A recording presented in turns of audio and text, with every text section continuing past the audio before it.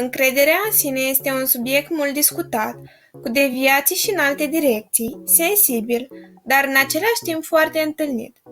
Este firesc pentru că încrederea lipsește cu desăvârșire și mai ales după ce această națiune a evoluat în ultimii 25 de ani, se manifestă la toate nivelurile sociale, politice, culturale. Așadar, iată care sunt cei 8 pași care te ajută să îți crești încrederea de sine. Încercați să vă ignorați convingerile limitative.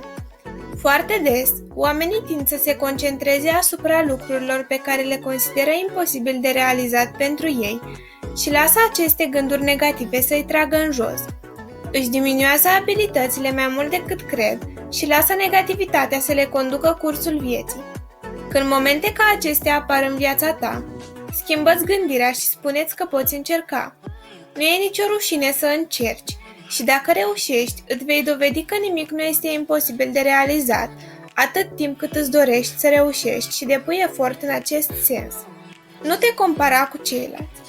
Într-un studiu din 2018, cercetătorii au descoperit că oamenii care se compară cu alți oameni de pe rețelele sociale simt multă invidie.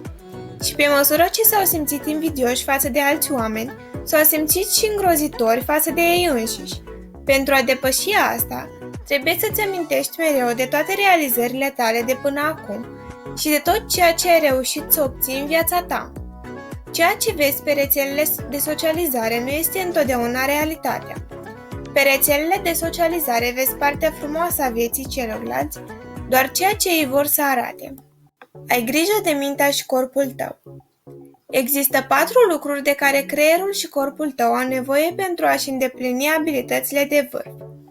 Alimentație bună, exerciții fizice, somn și meditație. Și acestea sunt de asemenea activități care te ajută să-ți crești încrederea în tine și să arăți mai selectiv în societate. S-a dovedit că toate aceste 4 activități sporesc stima de sine și încrederea în sine, oferindu-vă în același timp o atitudine mai pozitivă. Faceți contact vizual. Dacă acest lucru vă este greu, vă puteți concentra asupra ochilor 80% din timp și pe altceva în 20% din timp. Poate fi greu la început, dar cu timpul vei observa că nivelul tău de încredere va crește. De asemenea, vei observa că relațiile tale vor deveni mai puternice și vor dura mai mult. Fii întotdeauna bun și generos. Poate că vei spune că nu se merită să faci asta într-o lume atât de rea și că aceasta ar fi o formă de slăbiciune, dar aș vrea să încerci să ignori barierele pe care mintea conștientă ți le trântește în cale.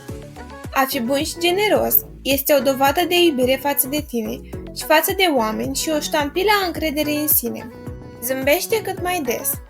Atunci când zâmbești, ceilalți oameni te plac mai mult.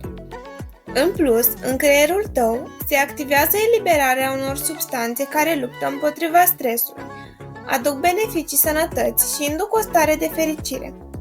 În orice situație, fie că ai o întâlnire de afaceri, interviu pentru o slujbă sau chiar o tentativă de seducție, persoana care zâmbește are șanse mult mai mari de reușită.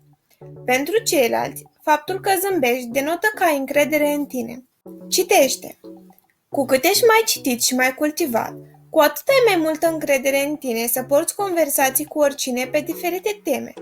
Totodată, având un obicei ca cititul, te ajută să te relaxezi, să scapi de stres și poți învăța multe lucruri care te ajută să-ți atingi obiectivele.